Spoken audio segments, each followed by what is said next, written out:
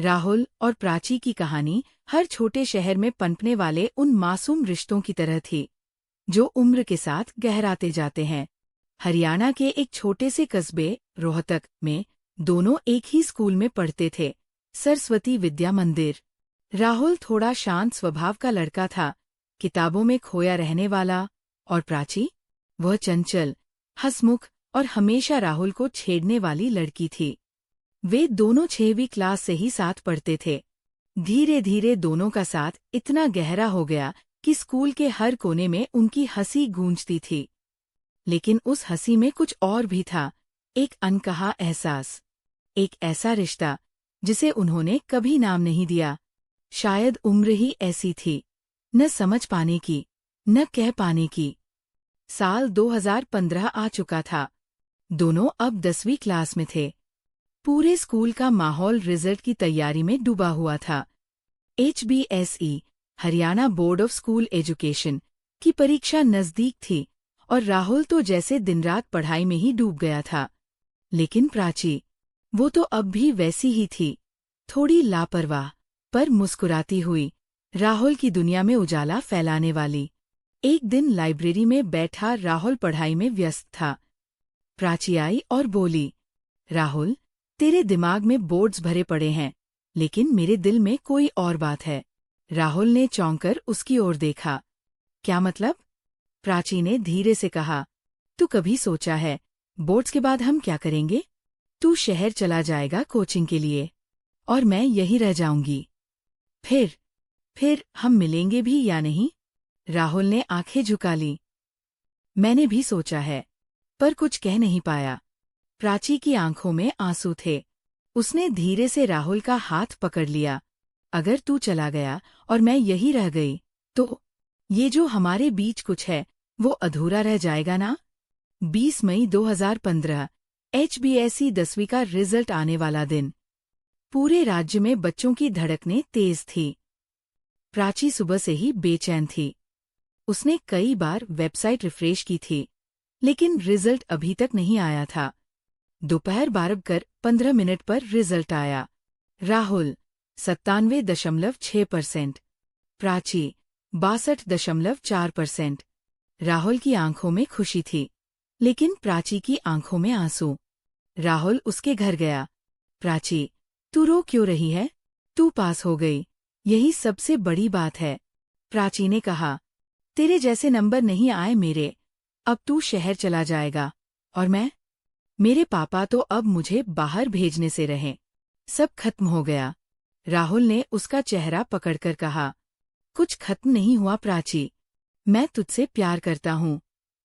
ये नंबर, ये रिजल्ट, मेरे लिए कुछ भी नहीं, अगर तू मेरे साथ नहीं है। लेकिन भाग्य को कुछ और ही मंजूर था। राहुल के माता पिता ने उसकी पढ़ाई के लिए उसे कोटा भेजने का फैसला कर लिया। प्राची के पापा को जब राहुल और प्राची के रिश्ते का पता चला, तो उन्होंने सख्त रोक लगा दी। एक लड़का जो अब शहर जाएगा, वो हमारे स्तर का नहीं। पढ़ाई पूरी करो, बाकी बातें बाद में, उन्होंने गुस्से में कहा। प्राची रोती रही। राहुल ने जाते वक्त प्राची को आखिरी बार देखा।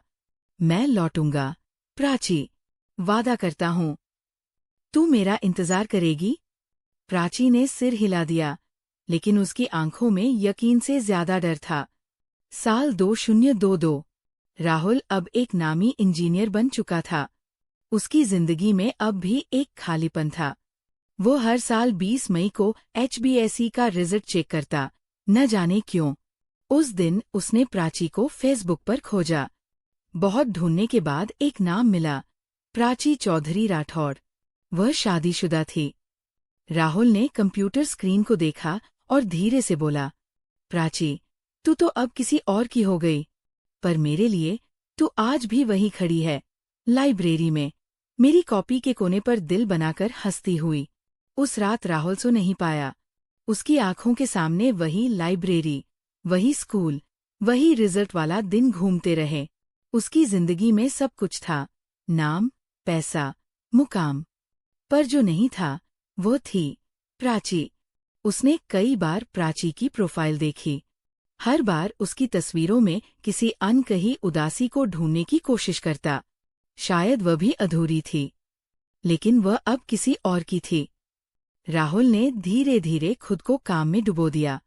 उसने मुंबई की एक नामी कंपनी में नौकरी पकड़ ली और अपनी भावनाओं को कोड्स और प्रोजेक्ट्स में छुपा लिया। लेकिन प्यार, वो कोड की तरह लॉजिक से हल नहीं होता।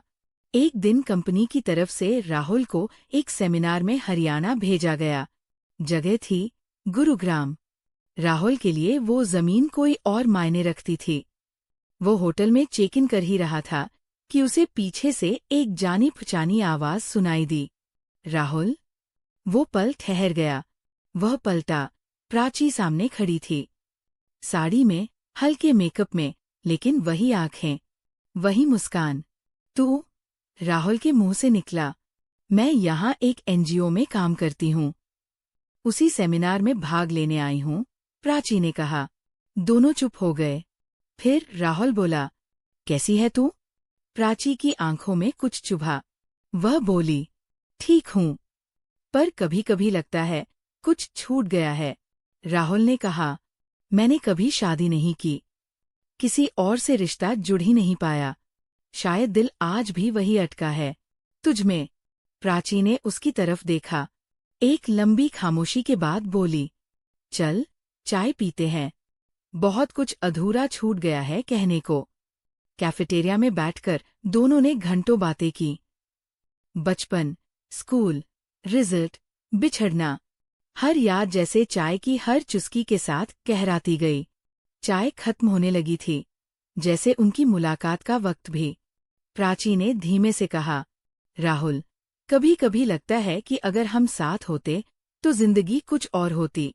पर अब मेरे पास एक परिवार है, एक जिम्मेदारी है, और तेरे पास एक अधूरी कहानी। राहुल मुस्कुराया, पर आंखें नम थीं। मैं जानता हूँ प्राची, हम शायद एक दूसरे के लिए बने थे, पर वक्त हमारे लिए नहीं बना।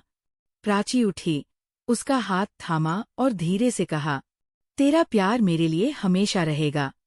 पर अब वो प्यार एक याद बन चुका है, और यादें साथ तो नहीं होती, लेकिन हमेशा रहती है। राहुल ने उसका हाथ थामे थामे देखा, एक आखिरी बार। फिर प्राची ने कहा, चलती हूँ, ट्रेन छूट जाएगी, और कुछ यादें भी। वो चली गई। राहुल वही बैठा रहा, खाली कप को घूरता हुआ। बाहर हल्की बारिश हो रही थी। वो मुस्कुराया और बोला, काश बारिश की तरह वक्त को भी रोक पाते।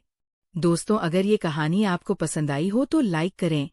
हमारे इस YouTube चैनल कहानियों का सफ़र को जरूर सब्सक्राइब करिए और अपने दोस्तों को शेयर जरूर करें।